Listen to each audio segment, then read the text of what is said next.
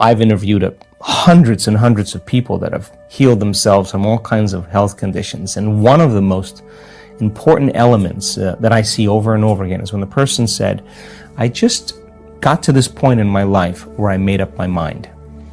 And they made a decision with such firm intention that the amplitude of that decision carried a level of energy that was greater than the hardwired programs in their brain and the emotional conditioning in their body to the past.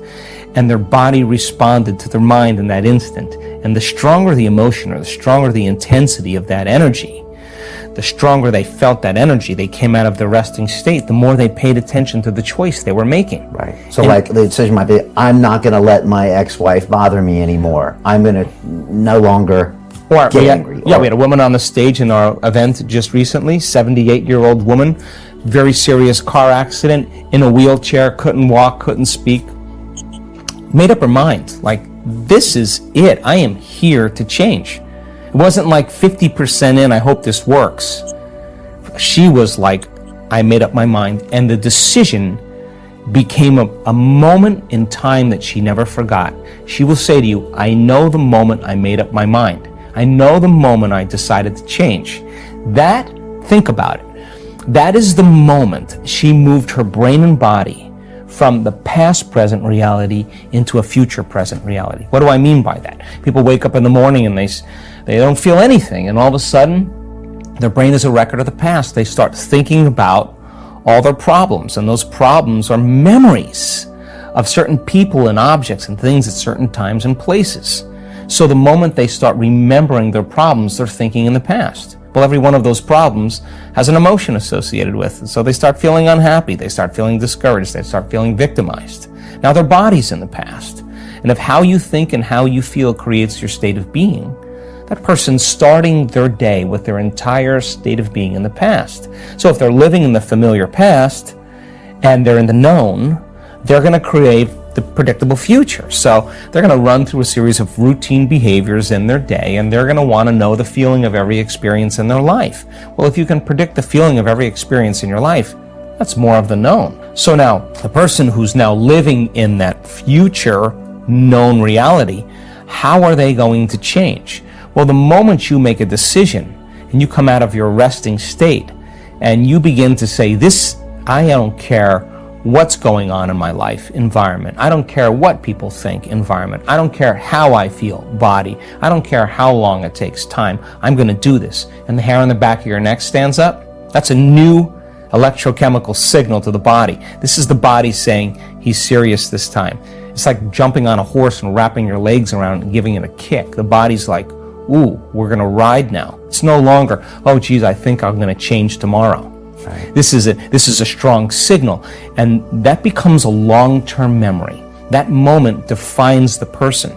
So then the stronger the emotion, if the emotion of inspiration is greater than the emotion of suffering from the past experience, the stronger the emotion they feel, the more they pay attention to the picture in their mind. We could say they're remembering their future, and they're beginning to brand that circuitry in their brain and send a new emotional signature to their body. And in a sense, they're creating a coherent, clear intention with an elevated, coherent heart emotion, and now they're broadcasting a whole new signature, and that's dropping a big stone in a very placid lake, and here come the waves. That's moving right out into reality, and the person is beginning to change their energy. And nobody changes until they change their energy. And when they change their energy, they change their life. If you can linger without a name, without a face, without a gender, without your pain, without your disease, without all the relationships you have, without your past or your predictable future, it makes sense then that the longer you linger in the unknown, where all possibilities exist, by very theory, the more you would create new possibilities in your life. So then, just like in the quantum physics experiments, where they were observing the electron, and the electron went from a cloud of possibilities, the wave function, and it collapsed into a particle. All of a sudden, when they turned their back and no longer looked or observed the electron,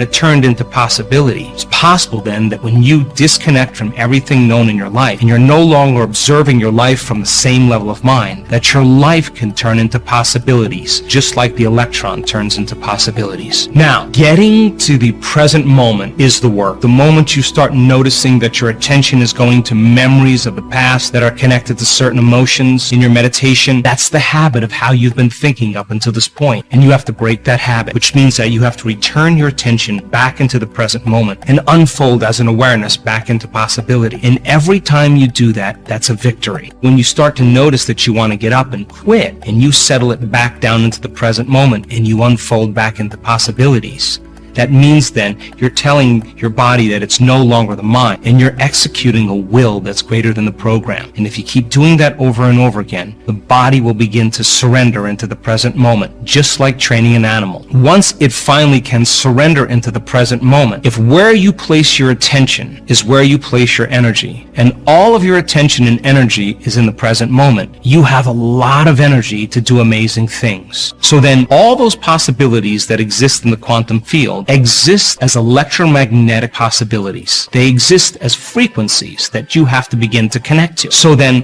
what are the ingredients that allow us to tune into those potentials that already exist in the quantum field? Well, it requires two things: a coherent brain, that is a clear intention, and an elevated heartfelt emotion. That is what begins to open our hearts and creates coherence in our heart. So then if you are disintegrated in your brain, and that you have incoherence in your brain, and you haven't trained your heart to begin to become more orderly and produce a powerful magnetic signature, then you can't read information or broadcast frequencies into the field. In a sense then, you're on the wrong radio station. And the more coherent your brain is, the more coherent your heart is, the more you can tune into those potentials. Now let's demystify the process. So many people spend their entire life creating in lack. They see something that they want, like a new car or a new wardrobe, and they notice that they don't have it. And when they notice that they don't have it, they experience separation or lack. So what they start to do is they start thinking about having that car. They close their eyes, and in a period of time, they start seeing themselves actually driving the car. But when they open their eyes and they realize that the car hasn't manifested, they start experiencing more lack. So then they try harder to get it. And how do they try? They force, they wish, they control, because they're matter trying to change matter. Once you begin to open your heart, once energy makes it to this center right here, this is our connection to the unified field. This is the center we create from. This is the center of wholeness or oneness. This is where our divinity begins. This is the union of polarity, or the union of opposites. And once energy makes it to this center, all of a sudden, like dropping pebble after pebble after pebble into water, it begins to create a resonant magnetic field. And that field can be up to 3 meters wide. Now you're starting to open up and become more energy and less matter, more wave and less particle. And now once energy makes it here, that energy can carry information or a thought or intention. And you can begin to lay the thought on that energy, because that energy is consistent with your healing. That energy is consistent with your new dream. The energy is consistent with your new job or your new relationship. That energy can carry the thought of your dream. The energy of suffering can't carry the thought of your wealth, because it's not consistent with that energy. So then when you begin to open your heart and you raise your energy and you begin to lay the thought on it, think of the thought as the electrical charge in the quantum field, and think of the feeling as the magnetic charge in the quantum field. And how you think and how you feel begins to broadcast new energy and new information into the field. And for whatever you broadcast into the field is your experiment with destiny. So then when you get really good at creating brain coherence and heart coherence, and you know how to elevate your emotional state, and you begin to feel the emotion of your future before it's made manifest, then you're no longer living in lack.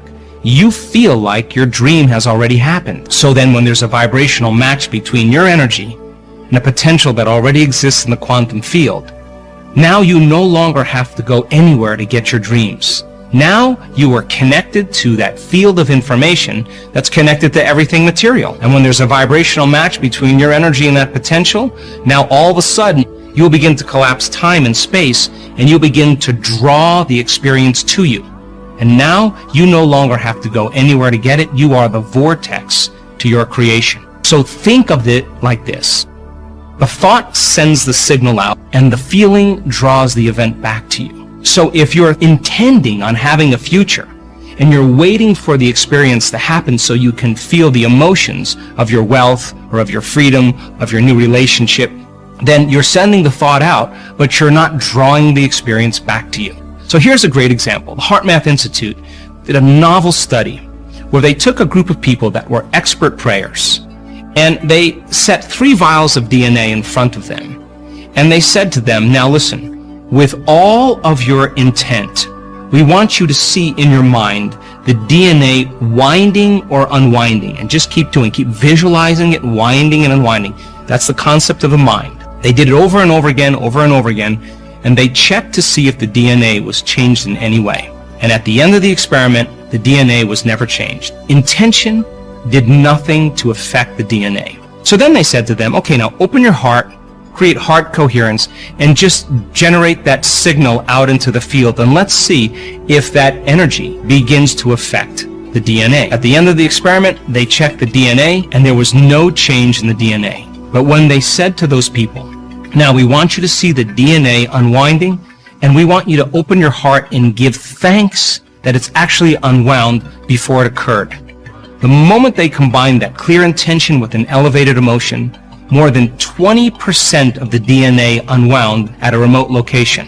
The thought sends the signal out, the feeling draws the event back. Or better yet, as you begin to open your heart and broaden your field, that energy is the handmaiden, or it's the carrier of that thought, and now you can begin to affect the nature of reality. So the fundamental question is, what are you broadcasting on a daily basis?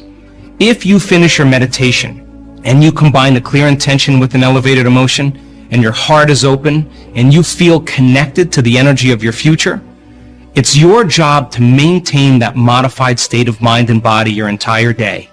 And if you can, get ready. Something unusual is going to happen in your life. And it's going to come in a way that you least expect, that surprises you and leaves no doubt that it's come from your connection to the field. And you won't be able to predict when it's going to happen or how it's going to happen, because if you're looking to predict it, you're laying down a known over an unknown. You have to live in the realm of possibility, in a new state of being. And the moment you say, I got frustrated because of a coworker, I got angry because I was in traffic, and you disconnected from the energy of your future, now you're back to the energy of your past, and don't expect anything to change in your life. So then our job then is to be able to regulate the state with our eyes open as well as our eyes closed. And the side effect of this, when done properly, are those synchronicities, are those serendipities, are those coincidences that are beginning to come to us. And we no longer have to go and get it now. We are now a vibrational match with everything between now and who we are in our future. And now we are collapsing our future and bringing it towards us. Now that I've shown you how your mind can influence your outer environment, it's my hope that you'll use some of this to begin to collapse space and time into a new